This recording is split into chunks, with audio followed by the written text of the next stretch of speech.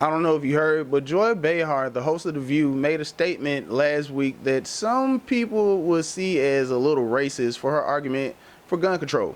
As a gun owner, there are people in this country that genuinely own guns and just do so for the same reason that we all sit up. An AR-15? No, let me tell you.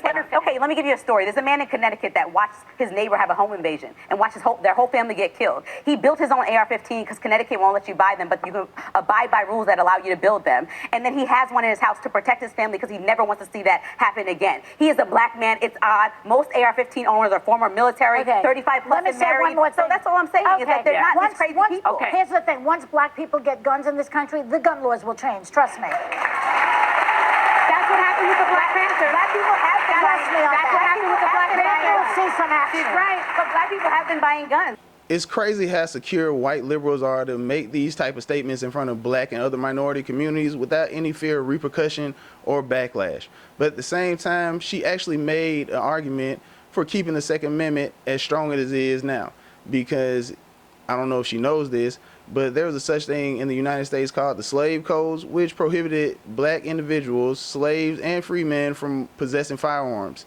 And this is one of the reasons why it helped Frederick Douglass, this black abolitionist who was also a Republican, help fight against slavery and win that fight, because he argued the Constitution. And the only way that the Constitution would be fair is if every individual in the United States would reap the benefits of it and the God-given rights that we have as human beings.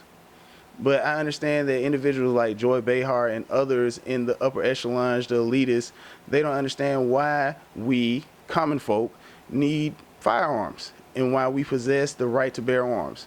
Well, it's because we don't have higher security. Individuals go through tough decisions each and every day where violence may occur, and sometimes we're not able to call the police. Sometimes we have to rely on ourselves. And this one story out of Detroit reminded me of that. That's right, Tara, and I had a chance to speak with that homeowner this evening. He says he's lived in that house for the past 20 years and 8 years ago decided to buy a gun. Now he's taken some lessons on how to handle that firearm, and today those lessons were put into action. I had to do what I had to do to save my life. Meso Jackson awoke around 4:30 Tuesday morning to a man pounding on his door and yelling. Parts of the encounter captured on his Ring doorbell camera at his home on Salem Street on Detroit's west side.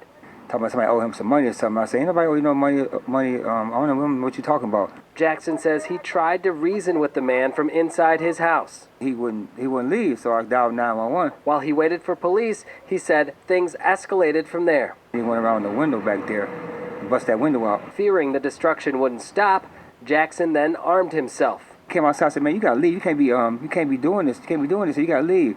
So he had his gun. He had reached for his gun. He pulled his gun out, and I had to defend myself. So I had to shoot him. I did because of that.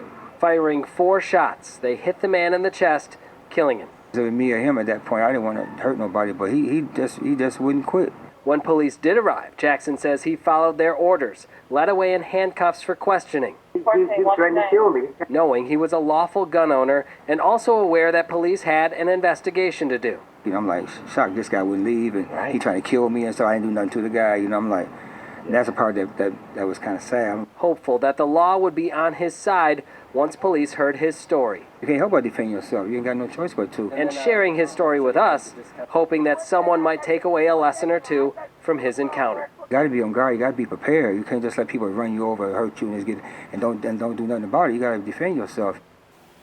This is stuff that people deal with on a day-to-day basis. This man, who is a legal firearm owner and also black, was able to protect himself, his property, save his life. And the police came, they arrested him, he complied. I know a lot of people think that if a black man shot an individual legally, that he would be shot at by the police and be killed by the police on site, but apparently not if you comply. And he was set free and able to tell his story. If you don't know, more lives are saved with firearms than taken from firearms. It's our Second Amendment right, our God-given right to protect ourselves, our own lives, our properties, and our family. So, yeah, all that hunting stuff is all fun and games, but that's all it is. It's fun and games. It's not part of the Constitution. And don't let them try to trick you into taking your right to bear arms, especially people in the minority communities. Because honestly, conservatives, like real conservatives, real Republicans, they want legal citizens to bear arms, to be able to protect themselves. Mind you, black people do own firearms in this country legally. But that's all I have for you today. I'm your host, TJ Evans, with another episode of TJ Evans Show. Remember to like and subscribe to the page and comment down below. What do you think? Do you think that we should just abolish guns altogether, even though that the cities with strict gun laws are the ones with the most violence, and a lot of that violence happens in the black communities? Or do you think, the Second Amendment is fine and it is telling you straight up what we believe as a country because it's in the Constitution and that's what this country is founded on? But y'all stay up, stay safe, do your own research. Don't take my word for gold. Peace.